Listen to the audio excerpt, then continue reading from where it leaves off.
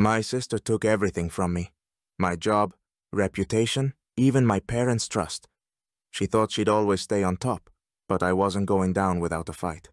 What started as a family dinner turned into an all-out war when I exposed her secrets. My name's Dan, I'm 26, and to be honest, if my family held a vote for the most hated member, I wouldn't even make the list. Why? Because for my parents, there was only one superstar. My sister, Ashley. She's 28, and she practically lives in the clouds. Picture this. On the surface, Ashley is the perfect daughter, with flawless curls and a smile like she stepped out of a magazine. She's like a queen, always wearing a crown of about to break a record for perfection. My parents only ever praised her, while I was forgotten, like an old piece of furniture in the corner. It didn't matter that I excelled in school and worked my butt off to land a top job at a major company. To Mom and Dad, I was just the background to Ashley, their golden child. An endless source of pride who could snap her fingers and get anything she wanted. And she was really good at that. But the real story begins when I finally broke free of her shadow. I landed the dream job I'd wanted since childhood. You think my parents would applaud? Nope. They were probably too busy admiring Ashley's new nail polish shade. Rich girl sparkle. But whatever. I was on top of the world. I did it all on my own, without Mommy's money, and felt like a winner. And that's when it all started to unravel. Turns out Ashley couldn't stand my success. She didn't scream, "I'm jealous," but I could see the side-eye glances she threw my way. It started innocently enough. Comments like, "Oh, what exactly do you even do at work?" But then she cranked her jealousy into high gear. A couple of months after my triumphant rise, money started disappearing from the company safe. At first, no one paid much attention. Maybe the accountant made a mistake? But when large sums vanished, management launched an investigation. And guess who became suspect number one? Of course, it was me. Ashley must have decided my success was just too much for this life, and set it all up to pin the blame on me. At first, I thought it was a misunderstanding that would soon clear up. But no, my boss looked me straight in the eye and said I was the prime suspect. Do you know what that feels like? The team you've worked with for years starts eyeing you like a criminal. I wanted to disappear. But instead I started digging. And the more I dug, the clearer it became. This was Ashley's doing. When my boss called me into his office, I thought maybe it was for a promotion, or at least praise for my hard work. You know, typical work stuff. "Dan, you're awesome. Here's a bonus." But dream on. When I entered, his face was tenser than a tug-of-war rope. He silently pressed a button, and surveillance footage played on the screen. I stood there, confused, until I saw a hooded figure creeping toward the safe. At first it felt unreal, like I was watching a movie. But then it hit me. That person in the hoodie was all too familiar. And just like that, the puzzle pieces fell into place. Ashley. My golden sister. You won't believe it, but it was her. I recognized her mannerisms, her arrogant walk.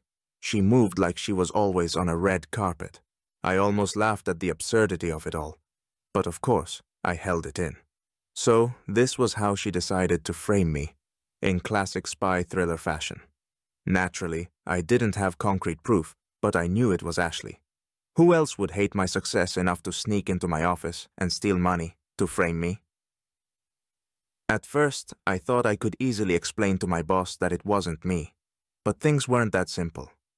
Not only did I have no real evidence of my innocence, but my colleagues started treating me like a suspect. And that's when things really got wild. While I was trying to figure out how to clear my name, Ashley had already ramped up her attack. She started spreading rumors among my coworkers.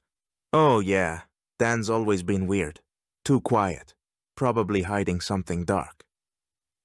And the worst part? People started believing her. The colleagues I'd worked shoulder to shoulder with suddenly viewed me like I was hiding a closet full of skeletons. I felt like I was about to explode, but instead I kept it together. A week had passed since I first saw that ridiculous video, and just as I expected, my boss decided to handle the situation quickly. Handle it? Yeah, right.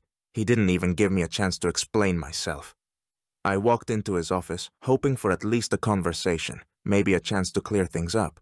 But as soon as he saw me, his expression said it all. Guilty. Without a moment's hesitation, he looked me dead in the eye and said, "You're fired." That's it. Just like that. No discussion, no questions. Because, when you've got video footage, who needs any other evidence?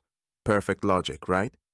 As I walked out of the company, the place where I had invested years of my life, I felt like I had just been handed a one-way ticket to nowhere. Every achievement I'd worked for, every bit of effort, gone in a matter of seconds. But the worst part wasn't even the firing. No, it was how quickly my so-called friends and colleagues turned their backs on me. At first, it was just the cautious glances, those looks that last a split second too long. Then slowly, they started ignoring me altogether, and by the end of the week, no one even tried to talk to me. It was like I didn't exist anymore, like I had become a ghost in my own workplace. They didn't need a trial. In their minds, they had already decided who was guilty. And my parents? Oh, their reaction was just the icing on the cake. Naturally, they sided with Ashley. Mom didn't even try to hide how pleased she was that her precious daughter had come out on top. "Maybe you deserved this," she said to me, her voice calm and matter-of-fact, as if we were discussing something trivial, like my grades in school. "You should have been more honest." Honest? I almost lost it right then and there. Honest about what exactly? That I don't have the ability to be in two places at once? Or that I don't possess magical safe-cracking skills like her beloved daughter? I was beyond angry. No, I was absolutely furious. But beneath all that rage, deep down, there was something else. Determination. I wasn't going to let this slide. No, not this time. There had been too many lies, too much betrayal. If Ashley wanted to play the villain, fine. She could try. But this wasn't over. Not by a long shot. Let's see who comes out on top in the end. I knew getting my reputation back wouldn't just be tough. It would be nearly impossible. Rebuilding trust after everything that had happened was like trying to borrow Mom's car for the weekend times 100. There was no way the company would ever consider rehiring me. And as for Ashley, she wasn't going to stop until she'd completely ruined my life. If I was going to make things right, I needed to play this smart. Real smart. I wasn't looking for some half-hearted attempt to talk things out with the boss.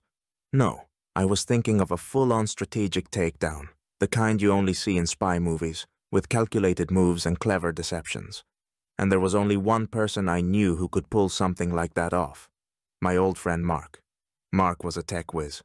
People said he could hack anything if you gave him a few minutes. Rumor had it he once hacked a vending machine just to get free snacks. He was the kind of person who could figure out a way into anything, no matter how secure it seemed. If anyone could help me pull off this plan, it was him. I called him up, and within a minute he was already on board. He didn't even need to think twice. We didn't waste any time. We started brainstorming right then and there. We decided to keep it simple at first, to dip our toes in and see what we could find without setting off any alarms. The plan? Start by checking Ashley's social media. People love to overshare on social platforms, and if there was one thing I knew about Ashley, it was that she couldn't resist showing off. And I was right. Her social media was practically a shrine to her own ego. Post after post, picture after picture, every single one screaming, "Look at me! Look at how perfect I am!" But beneath all the glamour shots and fake smiles, we knew there had to be something more. It wasn't just about what she posted, but who she was talking to, and what she was hiding behind those perfectly curated snapshots. The deeper we went, the more we uncovered. We started digging into her network, tracking the people she interacted with most frequently. It didn't take long before things started to fall into place. And that's when we hit the jackpot. Ashley wasn't just a liar and a manipulator, she was involved in a whole web of deceit and theft. It turned out that framing me was just one of many tricks she had up her sleeve. She'd been running small-time scams and swindling people for years, and the money that disappeared from my office wasn't the first time she'd pulled that stunt. In fact, some of her so-called friends had fallen victim to her schemes too. She'd borrowed money from them under false pretenses, made promises she never intended to keep, and then disappeared, leaving them high and dry. It was pathetic, pretending to be the perfect daughter while secretly acting like a common thief. Mark and I didn't waste any time. We started compiling everything we could, every shady transaction, every suspicious message she'd sent, every single piece of evidence that could prove what she was really up to. It was like putting together a giant puzzle, and each new discovery brought us closer to completing the picture. Within days, we had enough dirt on her to take action. It wasn't just circumstantial evidence anymore. We had proof, hard and irrefutable. This time, she wouldn't be able to hide behind her smile, or Mom's blind protection. We had everything we needed to bring her down. And you know what? That was just the beginning. This was the first step, the foundation of what would eventually become her complete unraveling. I wasn't just going to expose her. I was going to make sure she felt every bit of the humiliation she had tried to dump on me. She wanted to play dirty? Fine, but now I had the upper hand. The big day arrived, the day of reckoning, like in a Hollywood movie, only with even more drama. Of course, I couldn't just confront Ashley one-on-one. No, it had to be epic, with an audience and lots of drama. So I gathered all the relatives and friends for a family dinner. It seemed like an ordinary family evening, with small talk and Aunt Martha's burnt cake. But no, I had a plan, and the evening was going to turn into a show where the main star would be my darling sister. Ashley, in true form, sat there like Miss Perfect, smiling like she was auditioning for a show about happy families. The relatives acted as usual, throwing out old jokes, some chiming in about politics. But I was waiting for the moment, waiting for everyone to relax so I could drop the bombshell in a way they'd never forget. And just as dessert was served, I stood up and said, "Time for a little family movie." Everyone froze, expecting some funny family footage. Well, funny was putting it mildly. I played the video Mark and I had prepared. On the screen, Ashley, the thief and scammer in action. The first scene, her stealing money from one of her friends. The second, her messages, where she lied, made excuses, and promised to repay a debt she, of course, would never return. And the cherry on top, her sneaking into my office, with that security footage, showing her rifling through the safe. The whole table froze, as if someone had hit the pause button. Silence. Only the sound of the video broke the awkward stillness. I looked around. My parents were paler than the sky on a cloudy day, like they'd just been told their beloved daughter wasn't an angel, but the devil wrapped in a bow. Ashley tried to squirm out of it, her face quickly turning from confident to panicked. "It's fake! It's all edited! This is all lies!" she blurted out. Oh, the sweet moments when you watch a house of cards collapse. But of course, her excuses sounded like the pathetic attempts of a kid trying to explain away a broken vase by blaming the cat. It was all too real for anyone to believe her whining. Mom and Dad sat in shock, speechless, and I just stood there, watching her perfect image crumble before everyone's eyes. No one believed her lies anymore. She was exposed, and no amount of editing could save her from reality. After dinner, Ashley's world really fell apart. She sat at the table, looking like she'd just been doused with cold water by reality. Her golden reputation, built over the years, was crumbling in front of everyone. When the video ended, no one could pretend that they were still looking at the same flawless Ashley that Mom had always called her pride and joy. Oh, how she must have wanted to take those words back. The first to turn away were our relatives. You know how it goes at school dances when someone has an epic fail and suddenly everyone finds an excuse to leave? Exactly like that. People looked for any reason to avoid making eye contact with Ashley. Barely a minute after I turned off the video, they started whispering, getting up from the table, and leaving like someone had shouted "fire" in a crowded theater. It would have been funny if it wasn't so sad. Her friends? If you could even call them friends, they disappeared too. No one wanted to be associated with a girl who, as it turned out, was stealing from her own buddies. They stopped answering her calls, responding to her messages, and her social life entered a permanent winter. The moment when you realize you're alone because you had a talent for stealing, but no talent for friendship. Oh, how tragic. But the biggest shock came from our parents. Mom, who always looked at Ashley like she was perfection incarnate, sat there with an expression like she'd just been hit over the head with a heavy book of reality. Her precious, perfect daughter was a criminal. It was like a knife to her back, and she thought Ashley wasn't capable of anything worse than forgetting to wish her a happy Mother's Day. Mom just couldn't process it, and it seemed like her world collapsed along with Ashley's ruined reputation. And Dad, oh, he was beyond furious. Saying he was angry doesn't even come close. He was literally boiling. Red as a traffic light, he stood up, and in such a cold tone that even I shivered a little, said, "I don't want to see you in this house anymore." That was the final nail in her golden coffin. It was over. The show was done. The parents who had always been her safety net turned their backs on her. And let me tell you, that's a blow that's hard to recover from. Ashley, of course, tried to make excuses. She started scrambling, spewing nonsense like, "It's not true, you have to believe me," or, "I was in a tough spot." But who was listening to her? No one. Everyone already knew the truth. Her words were empty, like old apologies that couldn't fix anything anymore. She was left alone, stripped of all her titles and support. After the Ashley's Unmasking show reached its finale, it was time to set things right. I took all the evidence Mark and I had meticulously gathered and headed back to my company. When I walked into my boss's office, his face showed a mix of surprise and confusion, like he didn't expect to see me again. Of course, he thought I no longer existed in the professional universe. But there I was, with a full stack of evidence. I laid out the documents, messages, and screenshots. All the ammunition that proved Ashley, not me, was the real thief. My boss couldn't believe his eyes, but as he went through it all, I saw his face pale. Eventually, he looked at me with the same regret you'd have for a spilled cup of coffee on a new carpet. "Dan, I'm sorry. We got it all wrong," he finally said. And that was all I needed to hear. Better late than never, right?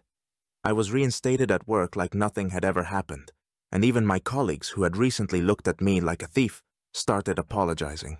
It was almost comical. "Oh, Dan, sorry we believed Ashley. She's just so convincing," they said, with faces full of remorse. Inside, I was laughing, but I stayed calm on the outside. "Sure, guys, you're all so trusting. But hey, I'm not one to hold grudges, let it weigh on their consciences. My life started getting back on track. Everything returned to normal, I was back on top, and my career took off again. As for Ashley, her downward spiral had begun. After that dinner, she was kicked out of the house like yesterday's trash. My parents couldn't bear to look at her anymore, and her friends? Well, they were as fake as her perfect life. One by one, they began ignoring her. Work? Who's going to hire someone with a trail of theft and lies following them? She was sinking deeper into loneliness and despair. No friends, no support, no family. All she had left was the ego she'd carefully built over the years. But you know what? Ego isn't the kind of friend that helps when you hit rock bottom. Ashley learned that the hard way. A few months have passed, and now, looking back, I can say one thing. My life is amazing. All the drama around my firing, the theft and family feuds, now seem like a distant, ridiculous part of the past. And the best part is, I've restored everything I had. My job, my reputation, and my confidence. I'm back on top, and honestly, I feel better than ever. My plan worked perfectly, and as they say, revenge is a dish best served cold. In my case, it was a frozen steak. Ashley? Well, her life has completely fallen apart. She's no longer the golden girl everyone admired. Now, she's the outcast that even distant relatives avoid at family events. Mom and Dad took a long time to come to terms with the fact that their perfect daughter had turned into someone they couldn't even bear to see.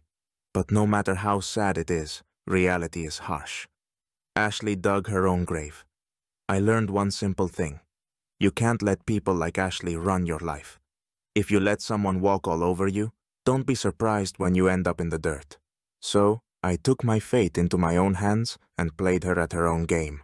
Now, I live knowing I can always stand up for myself. It wasn't just revenge, it was an art. And yes, it was cold, calculated, but fair. Because with people like her, there's no other way. As for Ashley, let's be honest. She has almost no chance of bouncing back.